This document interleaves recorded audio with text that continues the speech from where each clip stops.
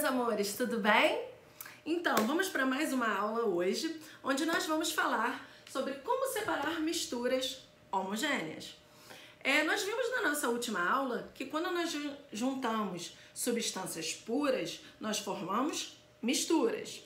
E aí nós falamos das substâncias heterogêneas, que quando tem duas ou mais fases, por exemplo, água e óleo. E agora a gente está falando de substâncias homogêneas. Então, são aquelas que apresentam apenas uma única fase, tá? Por exemplo, água e sal, água e açúcar, tá? Porque quando eles se dissolvem, você não consegue mais identificá-los. E aí nós vamos falar sobre destilação. Alguém saberia o que é uma destilação? Não, né? Então, a destilação nada mais é que um aquecimento, tá? E aí nós temos, por exemplo, eu tenho um refratário com água mais sal. E aqui é um foguinho, tá? E aí eu vou aquecer. Quando eu aqueço, o solvente, que é a água, ela vai evaporar. E aí eu vou ter o sal. Então, isso é um exemplo de destilação simples. Eu tenho um outro exemplo, que é também um recipiente com água e sal, tá? Aquecendo, só que ele tem uma diferença. Ele tem acoplado um condensador. Que esse condensador, conforme aqui o solvente vai evaporar, aqui ele tem uma mangueirinha e aqui vai resfriar.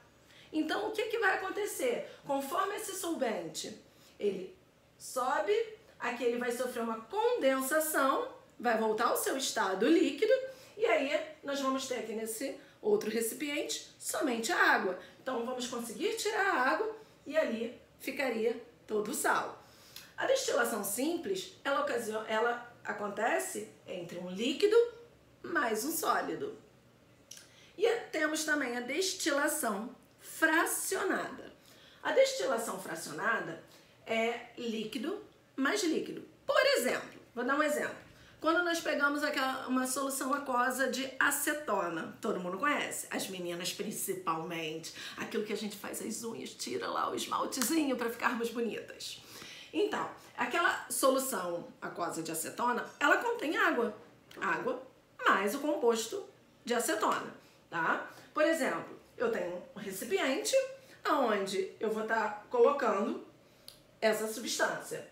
Só que ele tem diferente, que é uma torre de fracionamento, que é essa torre toda graduada, ó, aqui, acoplado. E ainda tem um condensador. Essa torre, como ela tem essas graduações, né, ele vai pelo ponto de ebulição. E aí, como nós temos a água e a acetona ela tem um ponto bem mais baixo, digamos que, sei lá, 60 graus. Então, isso, o que vai acontecer? Ih, esqueci do meu foguinho. Vamos fingir aqui. Vai aquecer. Essa acetona, ela vai começar a percorrer, vindo, aonde ela vai conseguir chegar. Porque a acetona, ela tem muito mais energia do que a água. Quando ela chega aqui nesse condensador, que também tem a torre para resfriar, essa acetona vai vir e se deposita todo nesse recipiente, tá? Ah, mas como é que eu vou saber que saiu toda a acetona? A gente coloca um termômetro específico, tá? E esse termômetro é que vai identificar pelo ponto de ebulição. Porque se começar a graduação do termômetro aumentar, nós sabemos que então já saiu toda a acetona, então a água é que vai começar a ter o seu ponto de ebulição. Então, se ela tira aquele recipiente, que vai estar ali somente a acetona, que agora vamos ter a água, ela sendo retirada para esse novo. Aí, a destilação fracionada, ela acontece, né, com líquidos mais líquidos. Por exemplo, também acontece na extração do petróleo e produção de bebidas alcoólicas, tá? Temos a cromatografia.